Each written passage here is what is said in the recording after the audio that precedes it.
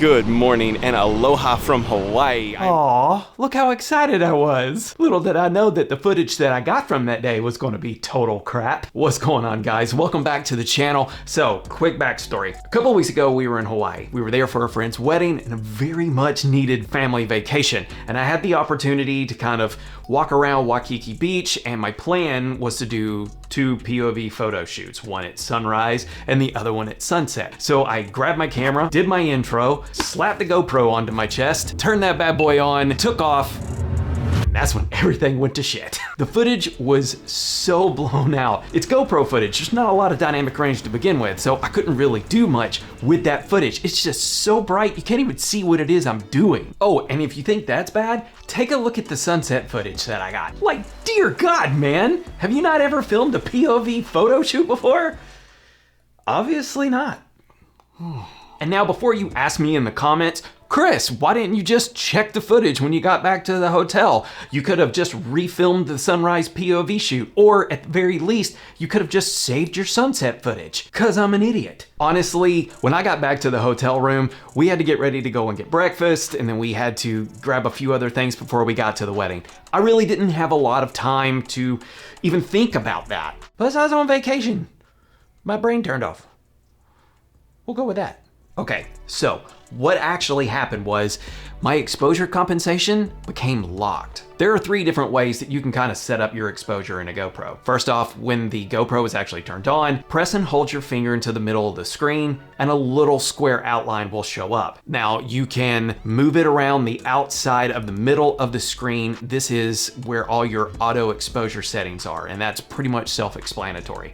Now, if you put your exposure square in the middle of the screen, that is going to give you spot metering. Now, the only thing with spot metering is that it only meters and only exposes for what is in the center of the frame. So if you're doing a POV shoot, it's going to basically expose for what you're seeing, which would be your camera. Most of the time this works just fine for me. Now, if you were to point your GoPro at a bright area, press the exposure button again, you will get a lock button. And if you go from the brighter area, which is exposed correctly, and then you go into a darker area, the darker area is going to be extremely dark. Now, in my case, and this is what happened to me, if you expose the dark area and then you accidentally lock it, and then you move over into the brighter area, everything is blown out. My fat fingers decided to lock the exposure, and I just ruined 2 photo shoots without knowing it. Now, even though the footage that I got was total garbage, I did get some really amazing photos that I do want to share with you guys and kind of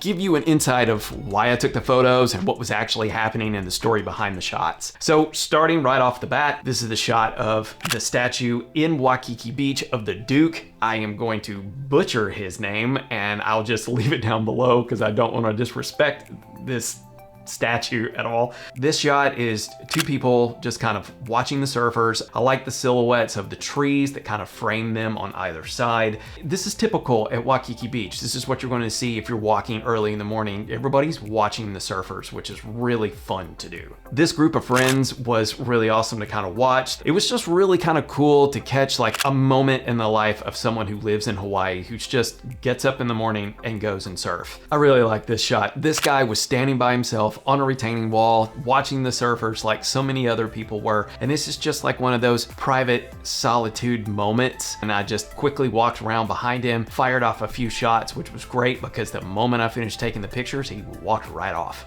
This was a little bit later in the morning. The sun had come up above the buildings behind us and everybody was starting to kind of come in from the ocean. And these 2 dudes had been kind of out and about for a while. I saw them go in and they were coming back out. And I liked how the light was coming in and hitting them on the side of the face, because all morning I really didn't have a whole lot of light to play with. It was this very ambient kind of blue fill to almost everything. So it was really nice to kind of have some warmth come in.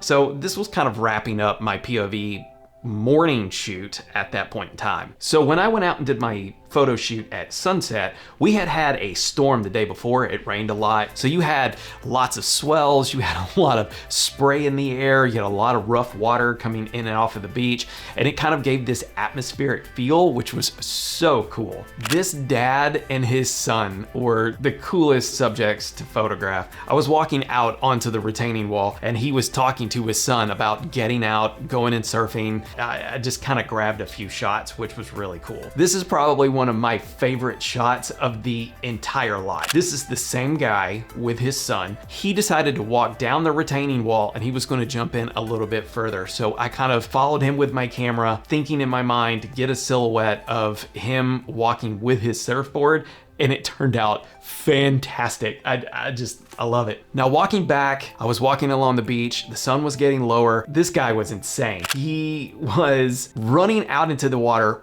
full speed, hitting waves and then just flying into the air. It was the coolest thing to watch. I tried to get some action shots of him hitting the water, which I thought was probably more of the fun shots that I had for that day. And coming to the end of some of my favorite photos, I walked down to the end of the beach, to where I couldn't go any further because there was a retaining wall. Actually, funny story, I almost fell off with my camera into the ocean because I tripped. Boy, that would have sucked. To top off the entire vacation, I would have ruined my camera by falling in the ocean. Boy, wouldn't that be fun? The sun was setting behind the mountains, so there were like hundreds of people with their cameras and their phones, and everybody was just kind of watching the sunset. So I thought it was really cool to kind of capture the moment of all these people throwing their phones up in the air and catching all those really cool silhouettes and just showing how popular the sunsets are in Hawaii. And of course, I couldn't leave without getting an unobstructed view of the sunset going behind the mountains, because you can't go to Hawaii and not get a sunset photo. You just can't.